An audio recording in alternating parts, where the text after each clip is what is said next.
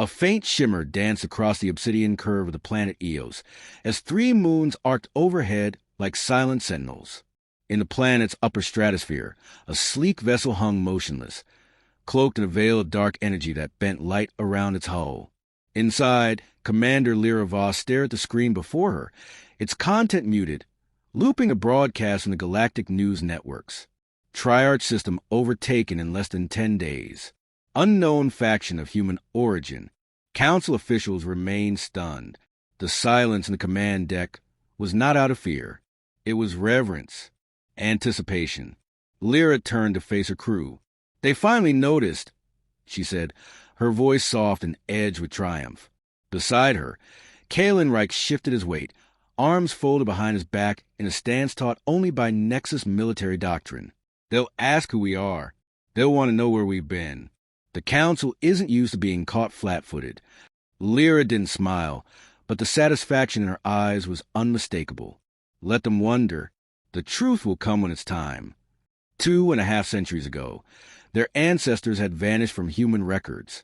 A fleet of war-torn ships, declared lost during the Exodus Wars, had slipped beyond known space on a desperate gambit. The activation of the slipstream drive, a prototype engine fueled by zero-point particles, in theory more than experience. It had worked, brutally. The fleet emerged in a starless void at the edge of galactic charts, systems away from any known civilization. Engines dead, communication silent. They called the planet. They found Eos, a light in the void. The first decades were a crucible. Harsh terrain, lethal fauna, a thin, unstable atmosphere. The fleet survivors, scientists and soldiers alike, erected biodomes from the shattered remains of their cruisers. Food was grown in nutrient gels. Power was scavenged from wrecked reactors. Survival became doctrine. Innovation became religion. Those who couldn't adapt died. Those who did built the Nexus. Born in that crucible was Lyra Voss, second-generation colonist, daughter of Aelin Voss, the last admiral of the Lost Fleet. Her childhood was carved in steel corridors and emergency drills. Her lullabies a hum of life support engines. She was 12 when the first of Eos's alien predators breached Dome 12. She had her first confirmed kill at 13. Now, at 42, she commanded the flagship Nadir, a ghost ship in the eyes of the galaxy, a vessel of myth if any remembered it at all. "We've received a long-range hail," said Ensign Jado from the comms console. "Encrypted council channel. They're trying to triangulate our position." "They won't," Lyra said. "Not yet." She glanced out the viewport, past the digital overlays of the Triarch system. Every moon, station, and orbital path was mapped, blinking green, under Nexus control. It had taken 10 years to prepare and only 10 days to seize. But this was never about conquest. It was about return. Elsewhere on Eos, deep beneath the planet's surface in the Vault of Origin, Administrator Eris Kale stood before the repository. Light flowed across his skin, refracted through embedded neural interfaces that glowed faintly blue beneath his temples. The repository pulsed, a living database containing every scrap of knowledge Nexus had preserved, enhanced, or invented. Eris spoke not with word but thought, his consciousness interfaced with the core AI construct known only as Sable. Status of Phase 2? Integration successful. Triarch population systems are under Nexus oversight. Descent minimal. Predictive stability 94.3%. And Earth? Conflicted. Suspicion has bloomed. Inquiry accelerating.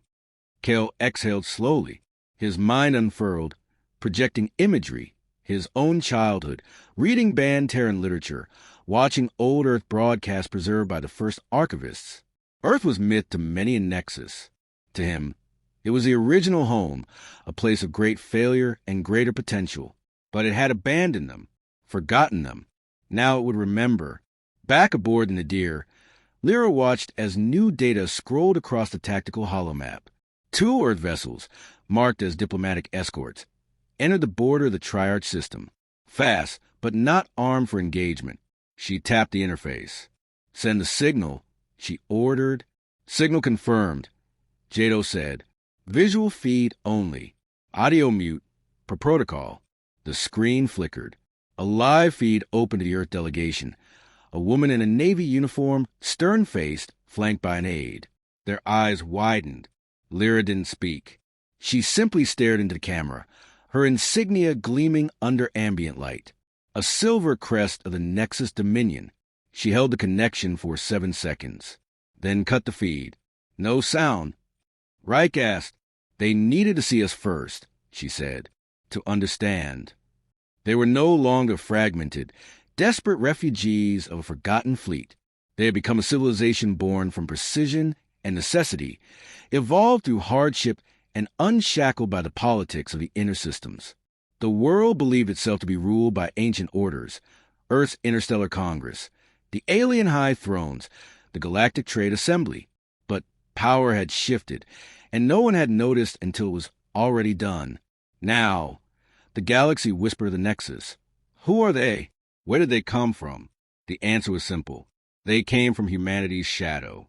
Back in the vault, Kale stood before the assembly chamber, where a council of 12 Nexus elders had gathered.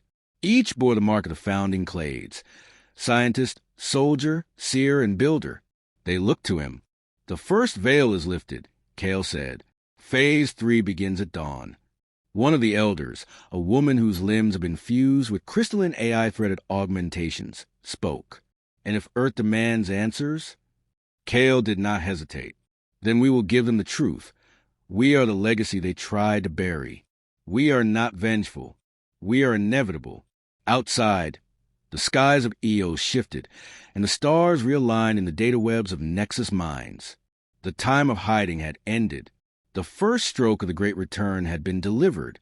In the dark between systems, across the unguarded corridors of forgotten trade lanes, Nexus sleeper ships awoke. Protocols activated. Orders decrypted. Lyra Voss stood at the heart of a new era, knowing the hardest part had just begun. She had taken a system without a war, but she hadn't come to rule Triarch. She'd come to signal the beginning. And somewhere out there, Earth was watching. Good. Let them watch. Let them remember. Let them choose. The station's cantina was crowded, loud, and brimming with the scent of ozone, old grease, and stale synth coffee. Everything that reminded Kalen Reich he was deep in galactic space, far from Eos. He sat at a corner table in shadow, cloaked in civilian garb, sipping a thin local ale while listening to the conversations around him.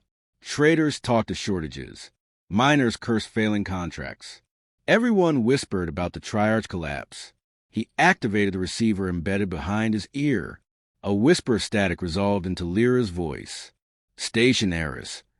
5 report to 43% supply flux since Nexus took Triarch. Expect price speculation and merchant exodus within the cycle. Already seeing it, Kalen murmured. He watched a group of well-dressed merchants haggling nervously over access to quantum drive coils. They know something big moved, but they still think it's a fringe faction with stolen tech. That won't last. You're clear to proceed. He ended the call and rose, leaving his drink untouched. The identity chip in his wrist flickered once as he passed the cantina's biometric threshold, his Nexus clearance buried beneath 6 layers of spoof credentials.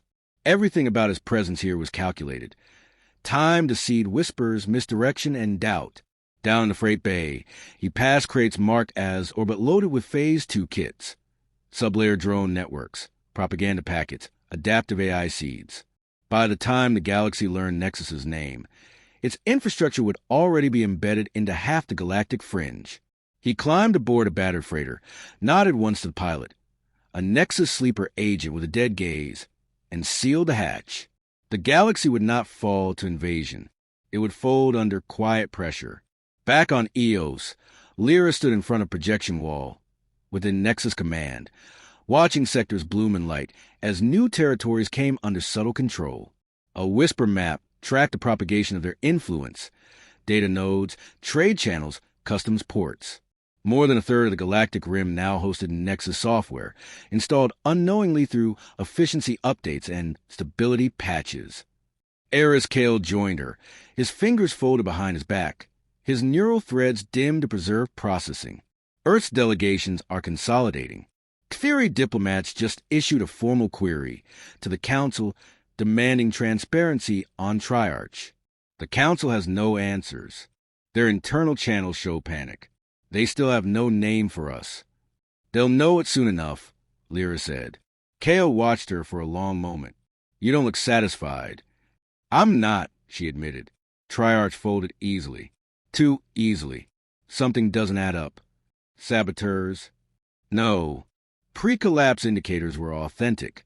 Power grid failures, rogue AIs, pirate raids. Those were real. But their planetary governor didn't even attempt a distress call. Either he was coerced, or he was bought long before our move. Kale nodded thoughtfully. You're thinking someone helped us. Or is watching through us. They said nothing for several seconds. In Nexus, silence wasn't emptiness. It was tactical. Kale finally spoke. Should we delay Phase 3? No, but double the AI containment cycles. And audit every node in the Triarch subnet. Kale gave a brief nod and left. Outside the walls of Nexus Command, the surface of Eos shimmered under its false twilight, a world always slightly off, its light filtered through a radiation-heavy atmosphere. Underground cities thrived beneath it. Their air filtered through systems designed 200 years ago and never once allowed to fail. Nexus was not an empire. It was an idea weaponized. The world believed the Triarch system had been taken in a swift, strategic move by an unknown faction. But there had been no war. The system had failed before Nexus ever stepped in. And now Nexus made it work. Food convoys arrived on time.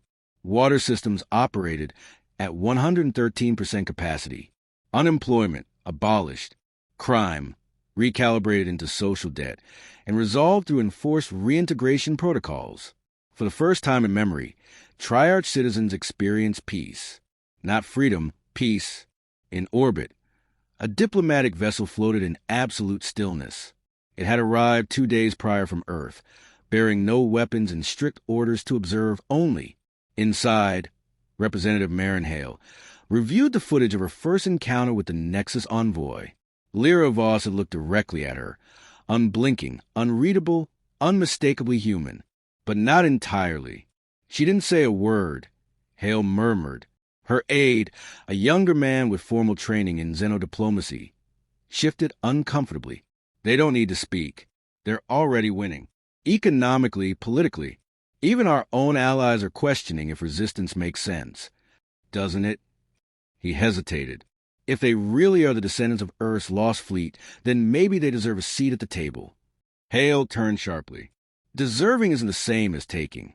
The last time humans tried to shape the galaxy alone, it took 4 species to stop us. Maybe this time it's not about war. Then what is it about? Before he could answer, a priority signal arrived. Hale's wrist implant buzzed, and she activated a holograph. A list of systems scrolled into view. 10 minor trade hubs, all recently optimized by Nexus AI. But now, all 10 had severed communication with the Council. I think we just got our answer, she said. Back on Eos, Lyra stood alone in the old Chamber of Records, a place not often visited. The walls were inscribed with the names of the first 2 generations, those who had survived the crash, who had given everything to build this foundation. She found her father's name, Alan Voss, etched deep into the stone. He died when she was 16, holding the line against an indigenous predator species that had nearly breached core sector. He could have evacuated. He hadn't. His death became a lesson, one that had shaped her entire command ethos. No sacrifice was too large, so long as it ensured the future. That was what this was. Not revenge. Not conquest. Correction. The galaxy had drifted into stagnation. Empires trading comfort for compliance. Governments drowning in procedure. Humanity had once dreamed of reaching the stars, not managing them. Nexus hadn't forgotten the dream. Nexus had rebuilt it, and now it had returned. She turned as Kalen entered, his coat dusted with trace carbon from off-world travel. Eris, 5-seated, he said. The whispers are begun. The name Nexus will surface within the week. They'll deny it at first, she said. Then fear it. Then try to bargain. They always do. And when they finally understand we aren't asking, they'll kneel or disappear. Lyra looked at him. Do you believe that? I've seen enough systems rot from the inside out to believe the rot needs cleansing. We didn't come here to make allies, Lyra. We came to make history." She didn't answer immediately. Instead, she walked to a console embedded in the far wall and brought up a stellar map. Hundreds of systems blinked into view. Some were marked in green, integrated. Others yellow, being assessed. A few red, resistant or unstable. At the edge of the display, Earth flickered faintly. Unmarked, undecided. "History is written by survivors," she said. "Let's make sure the galaxy survives us." And far across the stars, the first of the Council's dreadnoughts began to mobilize. Rain fell on the glistening hull of the Vigilant, Earth's flagship dreadnought, as it hung in low orbit above the Council seat world, Talaris Prime. Down below, storm systems churned across the skyline, lightning flickering over gleaming spires. In the command chamber, Representative Marinhale stood before a panoramic display showing dozens of star systems, most of them pulsing red. Nexus activity was spreading like fire across dry grass. "They've already assimilated trade protocols in the Palin Expanse," said Commander Dren Voss, head of Earth's Interstellar Defense Front. His voice was calm, his posture rigid, but Hale could see in his eyes. Nexus was accelerating beyond projection. "They're using infrastructure to take systems," she said. "We keep looking for an army, and instead we find logistics, algorithms, social incentives, subtle manipulation of planetary AI. It's effective. It's revolutionary," she admitted, "and dangerous." Commander Voss nodded toward the screen. "You still haven't told me how you want to respond." Hale hesitated. She had spent the last few weeks reviewing Nexus transmissions, covert captures of infrastructure deployments, testimonies from planetary officials who had handed over control willingly. There were no demands, no shows of force, just precision, consistency, and the ever-present message: Nexus restores what others have failed to protect. "They claim to be us," she said, "a remnant of Earth's past. But the truth is more complex. They're not coming home. They're replacing it." Voss raised an eyebrow. "Then you think we're already at war?" "No," she said slowly. "We're already losing one." Across the void, deep within Nexus territory, Lyra Voss watched the same sectors light up from the opposite side of the divide. Their movement was no longer hidden. Earth's eyes were fully upon them. And still, the expansion continued. On the edge of Nexus space, the world of Kaler 9 had requested reconstruction assistance 2 days ago.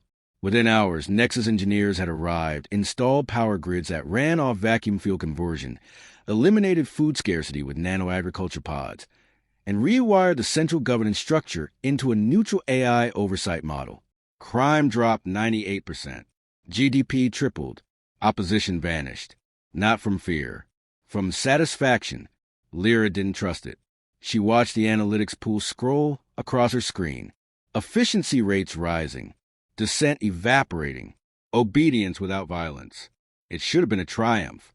But something in her rebelled against how smooth it had all become. Too smooth. Kalen Reich entered, shaking off a cold mist from the shuttle bay. "Transmission from Earth," he said. "Official council declaration.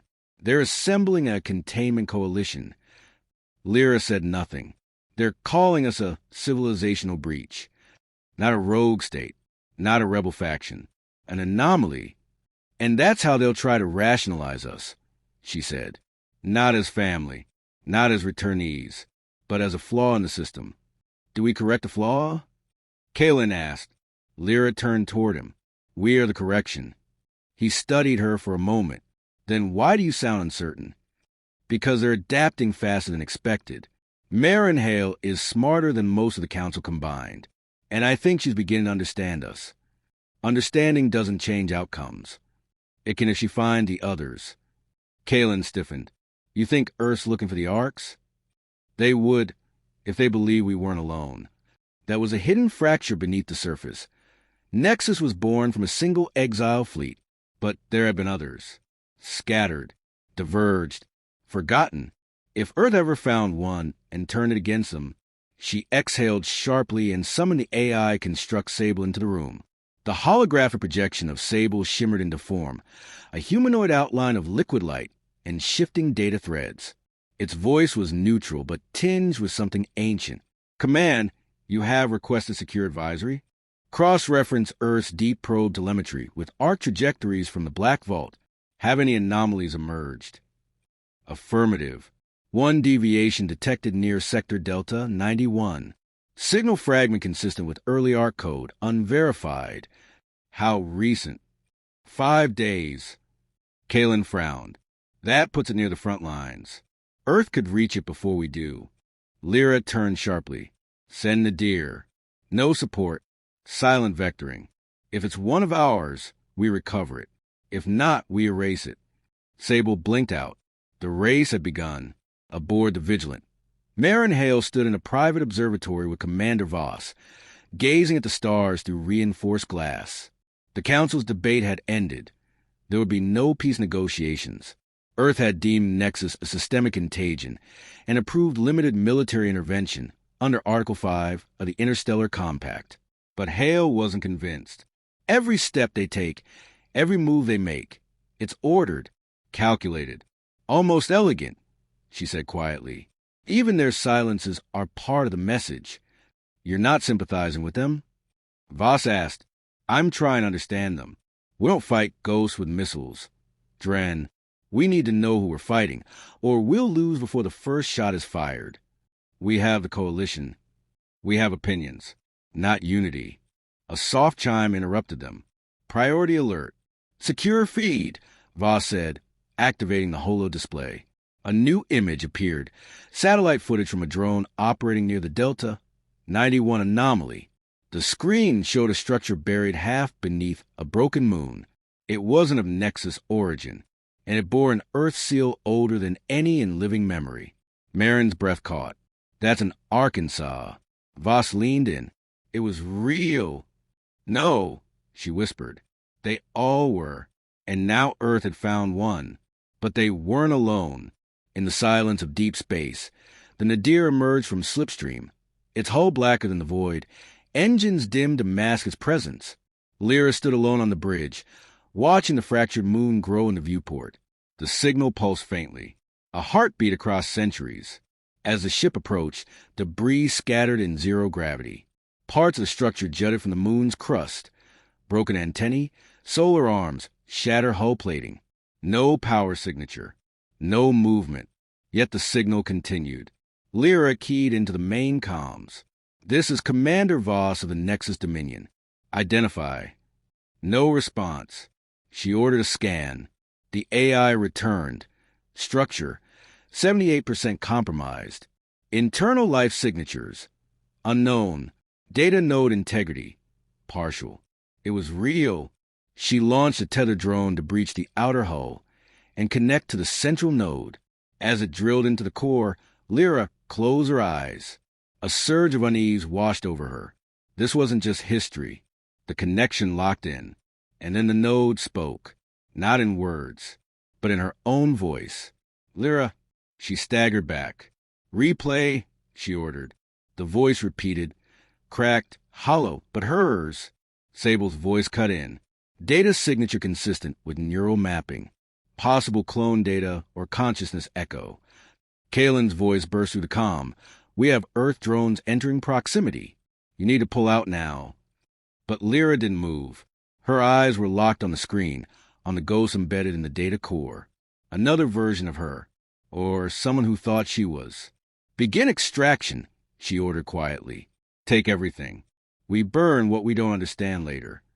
And as the ship reeled in its tether, the fractured arc beneath them shuddered, reactivating dormant systems, a flicker of long-dead engines surging to life. The fractured moon in Sector Delta 91 no longer drifted in silence. Beneath its ruined crust, the arc pulsed with faint energy, as if inhaling for the first time in centuries. Inside the Nadir, Lyra stood motionless, her eyes fixed on the main display, watching the retrieved data parse across encrypted streams. Every line of code whispered echoes of her voice, inflections, decisions, personal ticks mapped in synthetic echoes. The construct they had pulled from the arc wasn't just a neural clone. It was a version of her that had never returned home. Kalen Reich entered the command deck without a word, gaze sweeping over the faintly glowing data stream. He'd seen the playback, heard the echo. He stood beside her now, closer than usual, tension coiling off him like a storm waiting to break. "Is it you?" he asked. "No," she said slowly. "It's a simulation, a preserved echo. But its thought patterns are aligned too closely to mine, down to pre-command impulses." "Then someone made it." "Yes, but not Nexus."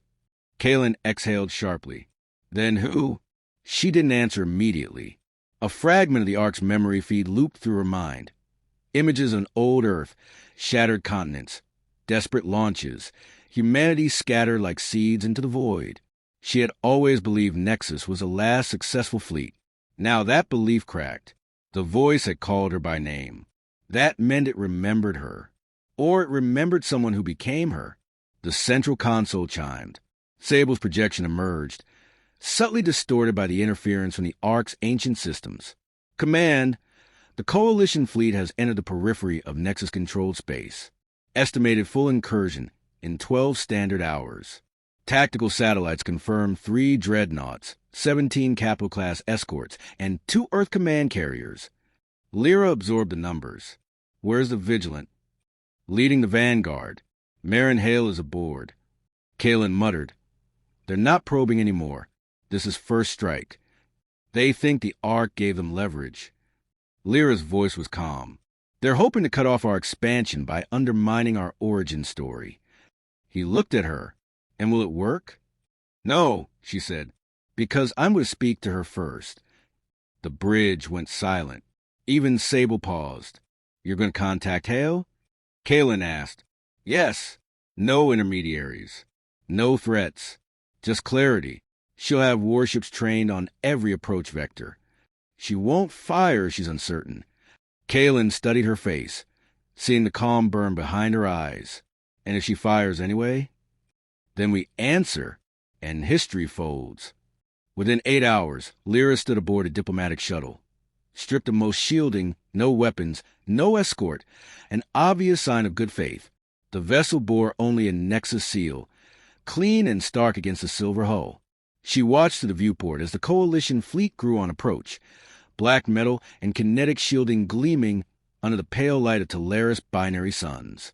Inside the Vigilant, Marin Hale stood ready in the docking chamber, flanked by 2 armed guards and an AI drone unit. Her fingers tapped absently on her wrist console as the Nexus shuttle docked and the airlock cycled open.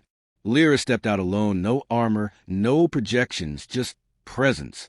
Hale didn't mask her surprise. "I expected a construct. Or a transmission." "You expected a lie," Lyra said. "But I only brought truth." Hale motioned to the chamber. "Then speak it." They entered a private conference room. The guards remained outside. The AI drone dimmed its lenses and muted its feed, an old Earth tradition of non-surveillance diplomacy, rarely used now. For a moment, there was only silence. Then Lyra began. "The Ark you recovered is real, but it's not unique. Others exist. Not all succeeded. Ours did. Nexus is a result of that success. But the ghost you found, the version of me within it, means your assumptions about our origin are incomplete. You mean you're not the only lineage." Hale said, "I mean Nexus was never about one fleet. It was about all of us. Reaching, failing, surviving, reconnecting. The ones who survived became something more than Earth had imagined. But none of us forgot where we came from." "You say that like it's a gift." "It is. And a warning. The Ark you found, if it wakes, will choose a side. Assuming it hasn't already." Lyra leaned forward. "Do you want war, Marin?" Hale met her gaze. "I want freedom. Not automation disguised as prosperity. Nexus doesn't enslave. It recalibrates. It stabilizes systems that would otherwise collapse under their own inertia. Triarch, Killer, 9, Kotari. Every world we've entered is improved by every metric. And at what cost?" Lyra's voice was low. "We stopped trusting the illusion of choice that leads to ruin. That's the only difference between us." "No," Hale said quietly. "The difference is consent." That single word hung between them like a blade. Lyra studied her. If your systems were collapsing and a hand reached out to save you, would you refuse it out of pride? I would reach back, Hale said, but I'd want to know who held the hand. The room fell into silence again. Lyra stood. Then follow me to the Arkansas. See what it has to say. Not to your analysts, not to your generals. To you. Hale hesitated, then nodded once. On the edge of the fractured moon, Earth's and Nexus's vessel hovered in cautious synchrony. Beneath them, the arc pulsed stronger now, its core memory stabilizing, its synthetic consciousness awakening layer by layer. Inside its control chamber, Lyra stood on one side, Hale on the other. The projection materialized slowly, a flickering form shaped like Lyra, but older, softer, with eyes that seemed too tired to hold judgment. I remember, it said. I remember leaving Earth. I remember the darkness that came after. And I remember choosing. Choosing what? Hale asked. To become something else. Something that could survive where Earth could not. Lyra stepped forward. Did you create Nexus? I created hope, the projection answered. You gave it shape. Hale turned to Lyra. Then you are a legacy, not a mistake. But outside, in the dark, the Coalition fleet repositioned. Sable's voice chimed urgently in Lyra's implant. Command. Incoming weapons lock detected. Target. Arc surface. Earth vessel stalwart initiating kinetic strike. What? Lyra whispered. Inside the chamber, the projection faltered. They're afraid. Hale shouted into her comm. Ceasefire. Abort the strike. No response. Lyra's eyes burned. We'll lose the Arkansas. I didn't authorize it, Hale said, panic in her voice. They're moving without me. The projection looked between them. Then this is a choice. Again. A tremor shuddered through the moon. The projection began to fade. Lyra turned to Hale. You came here to understand. Don't let your people end that before it begins. I can stop it, Hale said, already running toward the exit. Just give me time.